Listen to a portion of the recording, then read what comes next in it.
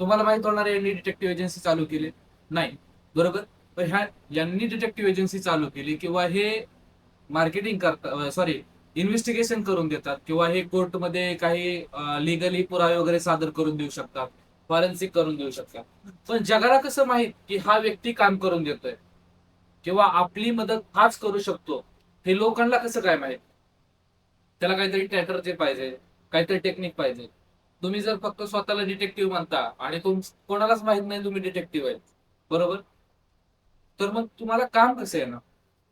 बरोबर. आणि एक दुसरा याचा निगेटिव्ह पॉईंट पण असा आहे की तुम्ही स्वतः जर काम करत असताल आणि तुम्ही जर जगाला सांगत फिरलात की मी डिटेक्टिव्ह आहे, तिथं पण तोटा होतो की एक डिटेक्टिव्ह कधीच डिटेक्टिव्ह आहे हे सांगू शकत नाही. पण तो डिटेक्टिव्ह आहे किंवा तो डिटेक्टिव्हचं काम करतो किंवा इथे इथे डिटेक्टिव्हचं काम होतं, याच्यासाठी मार्केटिंग करणं पण गरजेचं आहे. दोन्ही गोष्टी आपल्याला कंबाईन करून चालावं लागतं. जर समजा उदाहरण धरून चला, हा डिटेक्टिव्हचा वर्क करतो, बरोबर, आणि अख्ख्या जगाला ह्यानी सांगितलं मी डिटेक्टिव्हचा वर्क करतोय, मी हे करतोय ते करतोय, बरोबर. ह्यानी स्वतःला असं म्हणजे स्वतःच त्यांनी एक अस्तित्व तयार केलं की मी डिटेक्टिव्ह आहे, मी स्वतः केसेस घेतो, मी स्वतः फील्डवर जातो, बरोबर. पुण्यामध्ये आणि मार्केटिंग प्रचार सुरू केला. मी तुम्हाला आता हे सुरुवातीला का सांगतोय, तुम्हाला आता 4-5 दिवस याच्यावरच काम करायचंय. रियालिटी, डिटेक्टिव्ह फील्डमध्ये जी रियालिटी आहे, जी तुम्हाला केसेस करायच्या, ज्या ठिकाणी तुम्हाला काम करायचंय, तिथं कशा पद्धतीने काम करायचं, स्वतःची एजन्सी कशी चालू करायची, बरोबर, कुठले कुठले गॅजेट युज करायचे, कुठले कुठले टूल्स युज करायचे, बरोबर, हे सगळं तुम्हाला 4 ते 5 दिवसामध्ये आपण कव्हर करणार आहे. पण त्याच्या अगोदर तुम्हाला माहिती पाहिजे की आपण करतोय काय, त्यासाठी मी तुम्हाला हे सांगतोय. आणि जर स्वतःला अख्ख्या पुण्यामध्ये सांगितलं मी डिटेक्टिव्ह आहे, बरोबर, याला केस द्यायची, सिंपल आहे. तर हा व्यक्ती ह्याला केस देतोय, पण ह्यानी सगळीकडे काय सांगितलंय मी डिटेक्टिव्ह आहे. म्हणजे मी आता तुम्हाला सांगितलं की आपण स्वतःची मार्केटिंग केली पाहिजे, मग ह्यानी त्या पद्धतीने मार्केटिंग केली आणि ह्यानी ह्याला केस दिली. पण मार्केटिंग केल्यावर जो संशयास्पद व्यक्ती किंवा जे टार्गेट आहे, टार्गेटला पण माहिती ना हे डिटेक्टिव्ह आहे, कारण मार्केटिंगच तशी झाली. मग जेव्हा हा व्यक्ती याला केस देईल आणि हा डिटेक्टिव्ह काम म्हणजे ह्याचं आणि ह्याचं काहीतरी भांडण आहे, ते उदाहरण करून चला, ह्यानी याच्या विरोधात केस याला दिली, हा डिटेक्टिव्ह आहे म्हणून, तर ह्या दोघांना पण माहिती ना हा डिटेक्टिव्ह आहे. मग जेव्हा हा डिटेक्टिव्ह ह्याला फॉलो करायला जाईल, तेव्हा ह्याला कळणार आहे ना डिटेक्टिव्ह मला फॉलो करतो. मग टेक्नॉलॉजी कशी युज करायची किंवा टेक्निक कशी युज करायची. आपण मार्केटिंग स्वतःच्या नावाने केली तरी तोटा आहे, बरोबर. किंवा आपण जर एक उदाहरण धरून चला, मी मी तुम्हाला सोशल मीडियावर जास्त दिसत नाही म्हणजे माझ्या पर्सनल अकाउंटवर तुम्ही बघितलं असेल, पण एनडीएफच्या अकाउंटवर वगैरे दिसत नाही का, कारण की मला काही केसेसवर जाऊन काम करावं लागतं. त्याच्यामुळे मी माझ्या नावाने किंवा माझ्या आयडीवर मी इन्व्हेस्टिगेटर किंवा डिटेक्टिव्ह हे कुठेही मेन्शन करत नाही, बरोबर.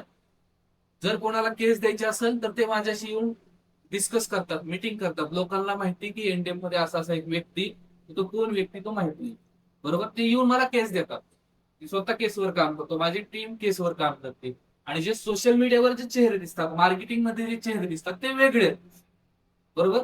आणि रियालिटीमध्ये काम करणारे चेहरे वेगळे. तर आपल्याला हेच कॉम्बिनेशन करायचंय की हा डिटेक्टिव्ह आहे, जरी ह्याने केस याला दिली तरी ह्यानी स्वतः याच्या मागे पळायची गरज नाहीये, ह्यानी ह्याच्या टीमला कामाला लावायचंय, बरोबर.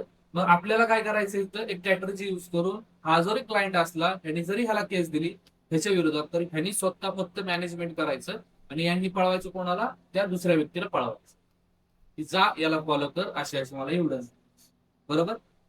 पण ही एक स्ट्रॅटर्जी झाली. पण हा व्यक्ती इथे येण्यासाठी मार्केटिंग गरजेचं आहे. मार्केटिंग करायला कुठले कुठले प्लॅटफॉर्म आहेत तुम्ही सांगा पुढच्या पद्धतीने, की आपण अशी अशी मार्केटिंग केली तर आपल्याला केसेस मिळू शकतात. सोशल मीडियातून पेपरला पण देऊ शकतो. पेपरला पण देऊ शकतो ना. पेपरला पण देऊ शकतो काय, ओके. पोस्टर्स और पॅम्पलेट पॅम्पलेट्स और ऍडव्हर्टाईज. ऍडव्हर्टाइज और पेपरला देणं, पॉम्पलेट्स, ऍडव्हर्टाइज, ते एकच आलं, जाहिरात करणे, बोलिए. और जस्ट दॅट. जस्ट दैट, और गूगल, और सोशल मीडिया सोशल मीडिया, और हे सगळं सोशल मीडियाचं झालं ना, इंस्टाला, फेसबुकला. राइट.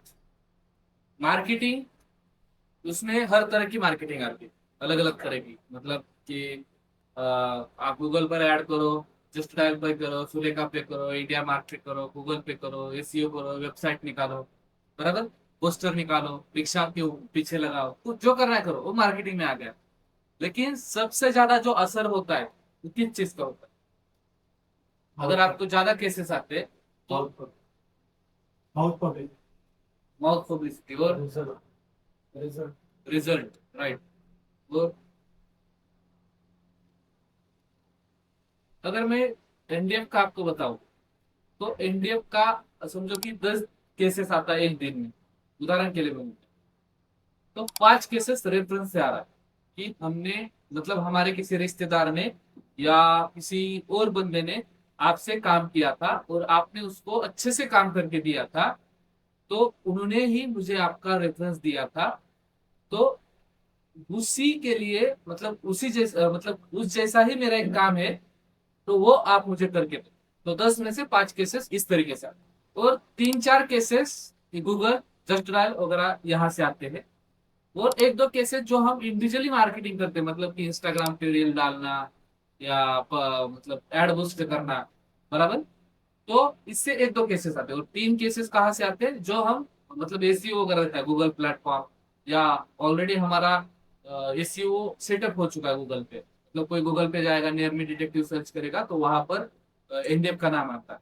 लेकिन वहां पर हमने कुछ पैसा डाला है कि उस चीज के लिए नहीं, वो फ्री हमने गूगल पे ऐड किया था, और उसका गूगल ने ऑटोमेटिक हमारा रेटिंग देख के, हमारा काम देख के उसको ऊपर उठाया, बराबर। तो उस तरीके से 3 केसेस आता है, और 2 केसेस की जिससे हम पैसा डालते हैं, इंस्टाग्राम पर एड बूस्ट करेंगे, पोस्टर लगाएंगे, तो उससे 1-2 केसेस आता है।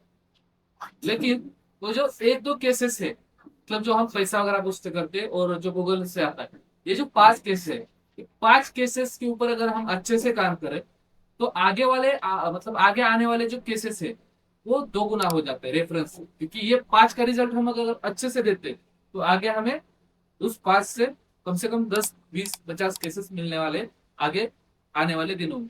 तो ये टैकल करें, बराबर। तो अभी हमें क्या देखना है? Field work. आज से हमारा शुरुआत है, पहला दिन क्या, आज क्या देखने वाले हो? आपको हमने भेजा था, टाइम टेबल भेजा था। पहले दिन क्या था?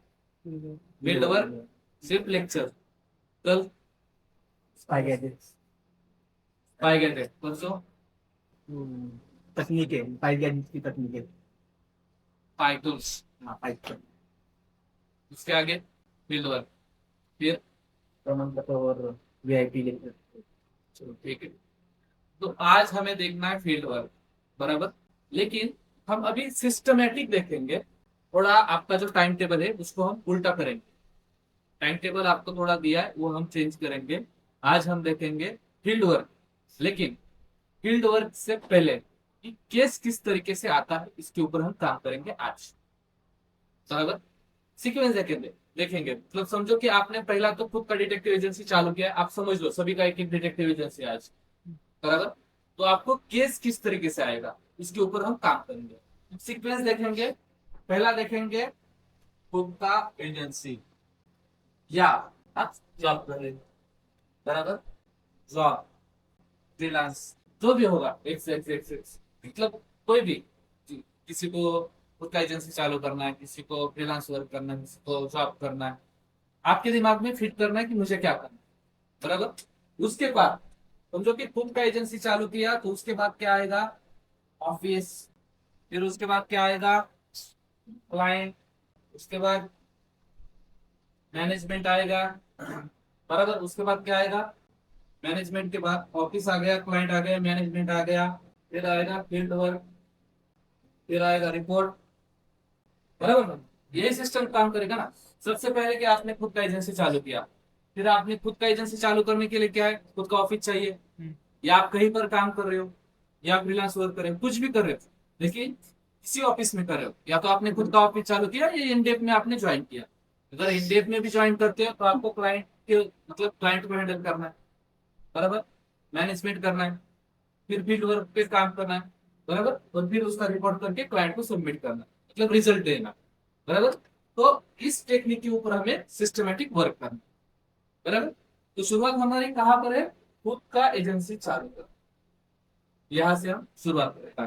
तो हम करेंगे, पहले ऑफिस चालू करेंगे, फिर काम करेंगे, मतलब ऑफिस चालू करेंगे, फिर एडवर्टाइज का देखेंगे, फिर मार्केटिंग का देखेंगे, एडवर्टाइज का देखेंगे, क्लाइंट को लाना देखेंगे, क्लाइंट कितने रुपए में फिक्स करना है उसको देखेंगे, फिर केस के ऊपर किस तरीके से काम करना है, फील्ड पर फॉलो किस तरीके से करना है, फोटो किस तरीके से निकालना है, उसका रिपोर्ट किस तरीके से मेंटेन करना है।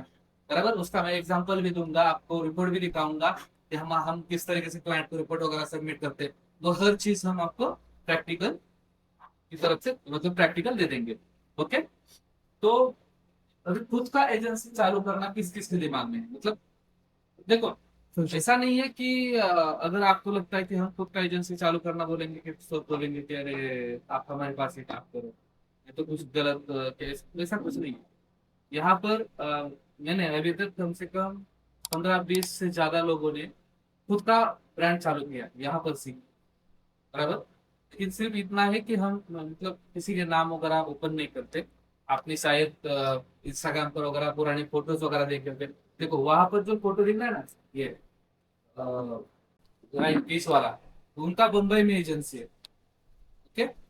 तो बहुत सारे ऐसे बंदे हैं कि उन्होंने अपना अपना खुद का एजेंसी चालू किया, उनको हम सपोर्ट करते हैं, उनके कॉल आते हैं, कभी प्रॉब्लम आ गया, कभी कुछ दिक्कत आ गया, कभी मैनेजमेंट करना, कभी उनको लड़के चाहिए होते, ज्यादा केस आते थे हमारे पास, ज्यादा बंदे हैं।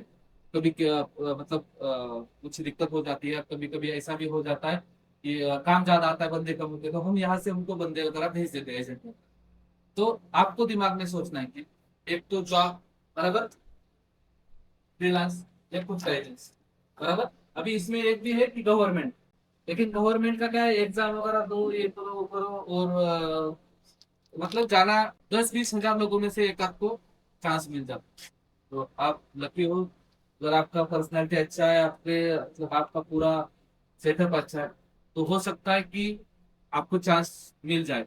आपको अगर वो लोग पसंद करते तो, पसंद करते यानी कि ऐसा नहीं कि आप अच्छे दिखने के लिए, उनको जो क्वालिटी चाहिए, अगर आपके अंदर वो क्वालिटीज है तो वो आपको ले सकते हैं। लेकिन जो बंदा बोलता है कि मुझे गवर्नमेंट में ज्वाइन करना है, मुझे रॉ में ज्वाइन करना है, मुझे आईबी में ज्वाइन करना है, उनको कभी वो लेते नहीं। आपने नोटिस किया होगा आज तक जितने भी बंदों ने आईबी में जाने के लिए ट्राई किया, वो रिजेक्ट हो चुके, 99%। जो बंदे बोलते हैं कि जो हमने बीच में एक सेमिनार लिया था टर्मिनल, तो वहां पर एक बंदा बीच में, मतलब हमने पूछा कि किसी को गवर्नमेंट में ज्वाइन करने का है तो रजिस्टर करो, तो एक बंदा ऐसे बीच में खड़ा, उठ के खड़ा हो गया और बोला कि मुझे गवर्नमेंट, मैं गवर्नमेंट में ऑलरेडी पास हो चुका हूँ, अभी मेरा ज्वाइनिंग है। और वो छाती ठोक के कह रहा था नहीं नहीं ऐसा होता है, ये होता है, होता है। लेकिन गवर्नमेंट का पहला ही रूल्स है, जो बंदा ओपनली बताता है कि मैं गवर्नमेंट एजेंसी में ज्वाइन हूँ या ज्वाइन होने वाला हूँ, वो बंदा कभी भी वहां पर ज्वाइन नहीं हो सकता। उनका पहला ही रूल होता है कि अपनी आइडेंटिटी पूरी 100% सीक्रेट रखे, कि आप वहां पर ज्वाइन हो, कि किसी को भी पता ना चले। जैसे कि आप एनडीएफ में आ गए हो, लेकिन एनडीएफ का वैसा कुछ नहीं है, आप आईडी कार्ड डाल के खड़े हो, आप बाहर जाकर बता सकते हो कि मैं वहां पर ज्वाइन हूँ, ये हूँ, ये हूँ। लेकिन हमारे भी कुछ फील्ड वर्क के ऊपर जो काम करते बंदे, उनको भी अपना आइडेंटिटी ओपन करने के लिए मतलब अनुमति नहीं है। लेकिन जो ऑफिस में काम करते हैं, जो मैनेजमेंट का वर्क करते हैं, जो कि मार्केटिंग का करते हैं, जो बाकी का मतलब सेटअप देखने का काम करते हैं, उनको अनुमति रहता है कि आप ओपनली बता सकते हो। लेकिन जो रियलिटी में जो बंदा फील्ड पर जाकर काम करता है, उसको अनुमति नहीं होता कि आप वहां पर जाकर जाकर बताओ कि मैं मतलब डिटेक्टिव का काम करता हूँ, ये वो। तो ऐसा नहीं होता। तो गवर्नमेंट का थोड़ा रूल्स रेगुलेशन अलग होता है, तो उसका अगर किसी को मालूम है तो अच्छे से स्टडी करो। हर एक साल में कम से कम 3-4 वैकेंसी, 4 तो वैकेंसी फिक्स वाला निकलता है। तो तो नहीं निकलता, लेकिन आईबी का फिक्स 10वीं 12वीं ग्रेजुएशन के ऊपर 300 400 600 ऐसा वैकेंसी 3-4 मंथ में एक बार निकल आता है। अभी 2 मंथ पहले भी वैकेंसी निकला था। तो अभी मुझे बताओ किसने क्या सोचा, फ्रीलांस किसको किसको करना, फ्रीलांस नहीं। इमिजिएट चालू करना योग्य राहील एक्सपिरियन्स घेऊन. एक्सपीरियंस आप कैपेसिटी के ऊपर डिपेंड, आपकी कैपेसिटी क्या है उसके ऊपर डिपेंड है। अभी बहुत सारे, कस्टमरशी कसं बोलायचं काय हाँ, उसका तो आपको ट्रेनिंग चाहिए ना, उसका ट्रेनिंग चाहिए, थोड्या वेळ जॉब करून उसका ट्रेनिंग चाहिए। आप जॉब भी कर सकते हो, कोई दिक्कत नहीं है। लेकिन देखो, जिसको मैनेजमेंट करना है, अभी अंबानी, बराबर, उसका पेट्रोल पंप है, उसको पेट्रोल डालना आता है गाड़ी में? नहीं आता, लेकिन फिर भी उसका पेट्रोल पंप चल रहा है, क्यों चल रहा है? उसको पेट्रोल डालना आता है? नहीं आता, लेकिन उसका पेट्रोल पंप अच्छे से चल रहा है, वहां से मुनाफा भी उसको आ रहा है। सिंपल सी चीज है। लेकिन उसने पेट्रोल पंप डालने से पहले ये सोचा था क्या कि मेरे को पेट्रोल ही डालना नहीं आता तो मैं कैसे चालू करूं। मेरे को पहले पेट्रोल डालना सीखना पड़ेगा। मेरे को नंबर याद करना पड़ेगा, 100 रुपए का कितना लीटर जाता है, बराबर। वो पूरा वो डिटेल सीखता चला जाएगा तो उसको दिक्कत आ जाएगी, उसका काम ही नहीं होगा। तो उसने क्या किया है कि सिर्फ पैसा डाला है, पहली चीज, बराबर। तो जिसको आता है उसको बोला है कि तुम एक मुझे करके दो। सिस्टम सेम है। और दूसरा है कि जिसके पास पैसा नहीं है उसको जीरो से चालू करना है, तो उसका क्या है, उसको मेहनत करना है। तो मेहनत भी है, सिस्टम भी है, आपकी कैपेसिटी क्या है उसके ऊपर डिपेंड है। अगर आपको जीरो से चालू करना है तो आप पहले सीखो क्लाइंट, मतलब पहले तो मार्केटिंग करना सीखो। बहुत बड़ी बड़ी एजेंसीज ऐसी है कि वो मार्केटिंग की वजह से पूरी आउट हो चुकी है। पार्ले जी सभी को मालूम है, बराबर। पार्ले जी, मार्केटिंग की पार्ले जी की जरूरत है क्या? नहीं। हम क्या बोलते हैं दुकान में जाकर के हमें बिस्किट पूड़ा चाहिए, तो दुकानदार ऑटोमेटिक पार्ले ही उठा के देता है, बराबर। क्यों? क्योंकि उसका ब्रांडिंग बहुत तगड़ा हो चुका है, उसका नाम बहुत तगड़ा हो चुका है, बराबर। लेकिन कोई ऐसा नया वाला 500 रुपए वाला बिस्किट देता है क्या उठा के? नहीं देता। और उसको खाने वाले बहुत लोग हैं, 500 रुपए वाले को भी, लेकिन वो कौन से लोग खाते हैं? रिच लोग। लेकिन उसका मार्केटिंग अलग लेवल का होता है, बराबर। तो हमें सोचना है कि हमें करना क्या है, मतलब हमें, आप डायरेक्टली भी शुरुआत करते हो, लेकिन डायरेक्ट शुरुआत करने के लिए ऐसा है कि आप पैसा भी कमा सकते हो, लेकिन आपको सिस्टम रन करना पड़ेगा। तो सिस्टम के लिए आपको पैसा खर्च करना पड़ेगा। मतलब आप अगर खुद डायरेक्टली एजेंसी चालू करते हो या आपका खुद का ब्रांड चालू करते हो, तो आपको पहला तो जिसको मीटिंग करने के लिए आता है उसको हायर करना पड़ेगा, बराबर है। मतलब जिसका कम्युनिकेशन अच्छा है, जिसको कौन से केस का, मतलब जिसको केस का नॉलेज है, कौन सा केस किस तरीके से होता है, बराबर। अभी मेरे पास एक एक नया बंदा है, उसने कोर्स नहीं किया था, रियलिटी आपको बताता हूँ। थोड़ी देर पहले मतलब ऐसे ही मुझे कॉल कर रहा था वो कि सर जी मुझे एजेंसी खोलना है लेकिन मेरे पास टाइम नहीं है, मैं डिटेक्टिव एजेंसी चालू करना चाहता हूँ, तो मैं चालू करता हूँ, आप मुझे सपोर्ट करो। हमने बोला हम करते सपोर्ट, चालू कर दो। उसने चालू किया, उसके पास एक केस आ गया।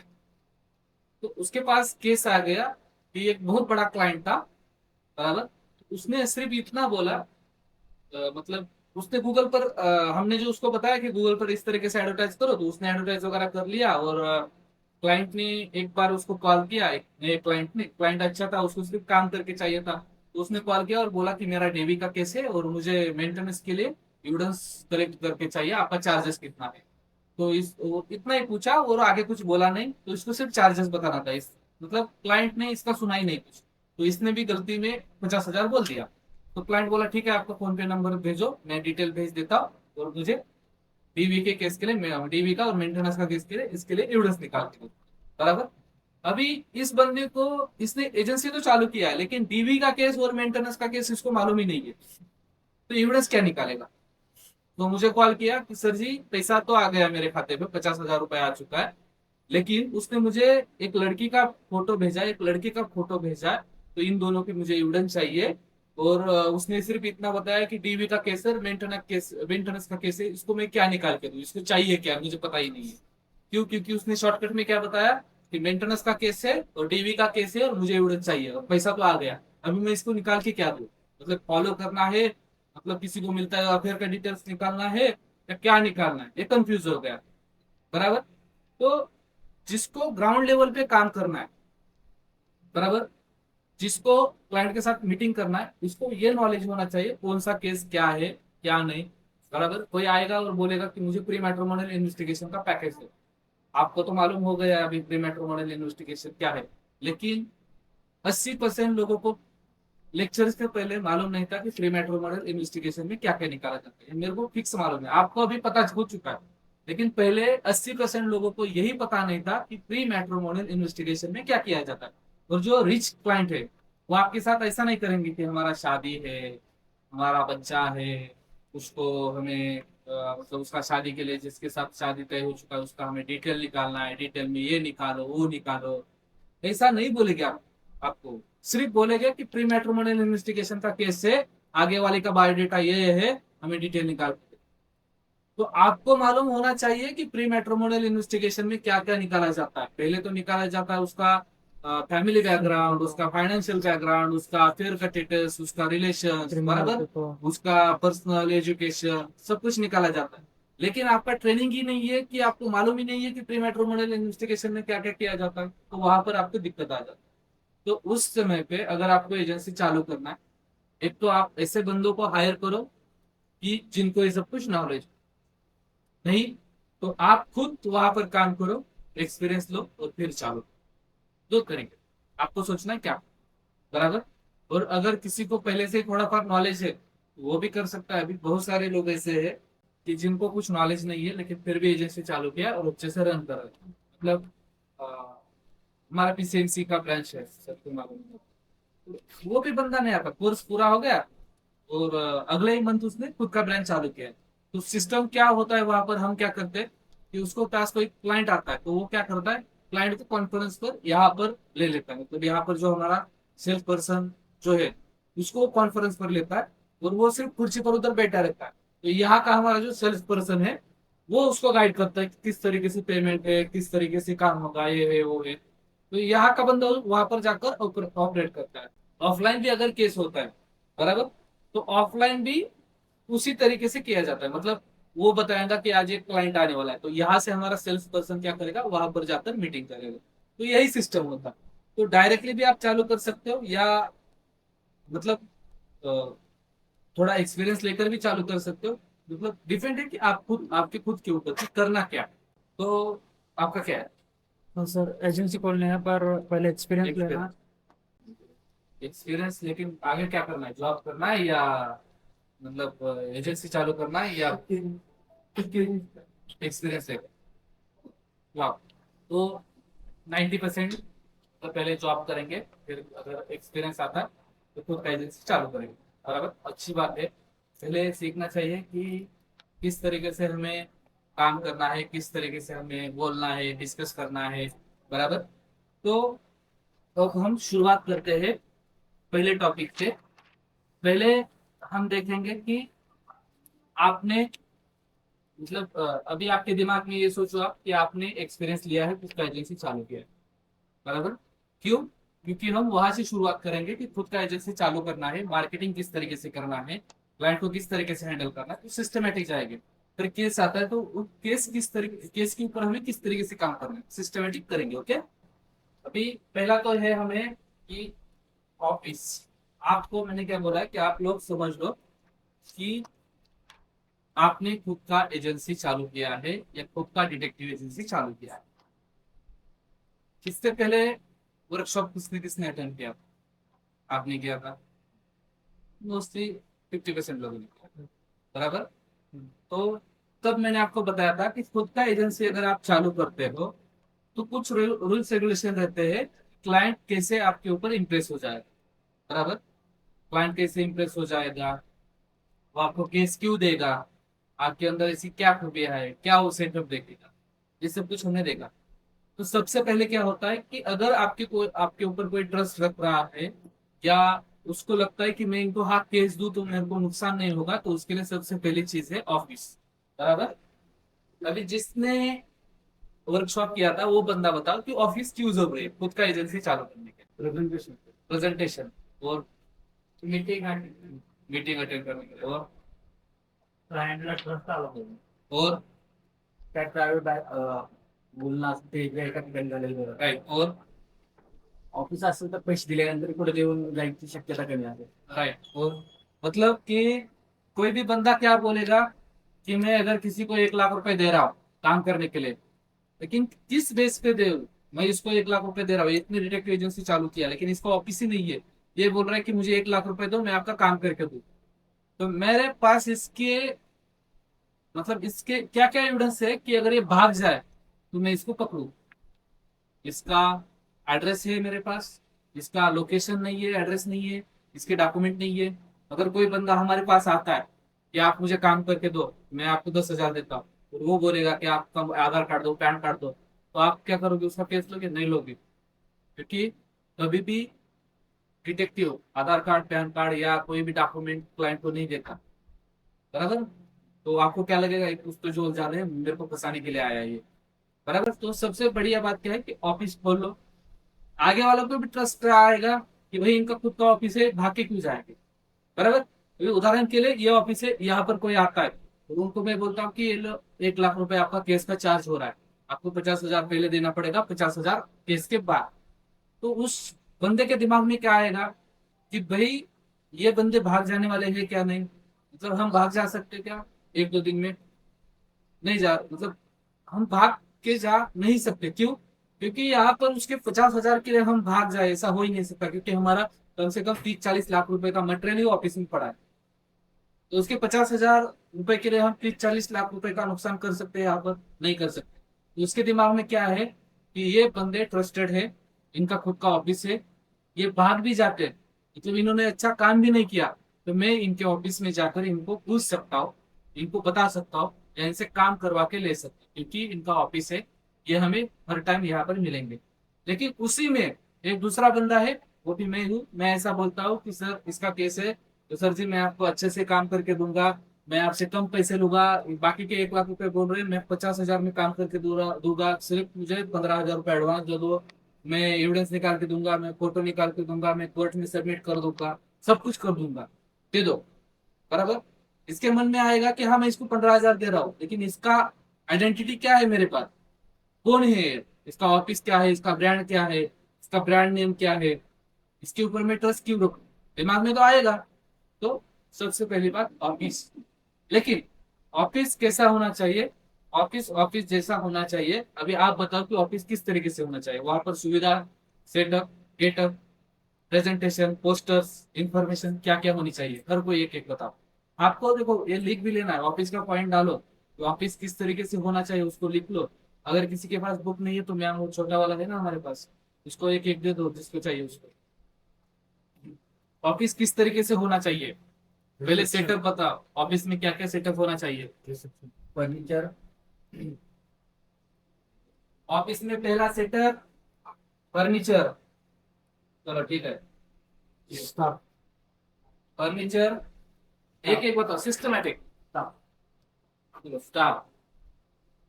स्टाफ होना चाहिए। कंप्यूटर और पीसी भी होना चाहिए। रिसेप्शन होना चाहिए ना, reception, chair, table, chair, furniture में जाना टेबल, और कंप्यूटर, फिनियल पोस्टर, कंप्यूटर, हाँ कंप्यूटर, इसके बाद पोस्टर, पोस्टर्स। पोस्टर, और ये देखो ये नॉर्मल चीजें हो गई, मेन चीजें आप भूल रहे हो। बोर्ड आपला, बोर्ड, बोर्ड सबसे पहली बात, ऑफिस में सीसीटीवी चाहिए। हाँ, board, CCTV, bathroom, washroom, meeting के लिए केबिन भी। Washroom, meeting, cabin. Cabin, cabin, store, store room, हाँ, और सर्टिफिकेट, सर्टिफिकेट होने चाहिए। Gadget, gadget. गॅजेट, सर्टिफिकेट मध्ये आधार, उद्यम, जीएसटी, पॅन कार्ड, आणि सर हा अकाउंट वगैरे आलं सगळं सर्टिफिकेट मध्ये डॉक्युमेंटेशन आलं.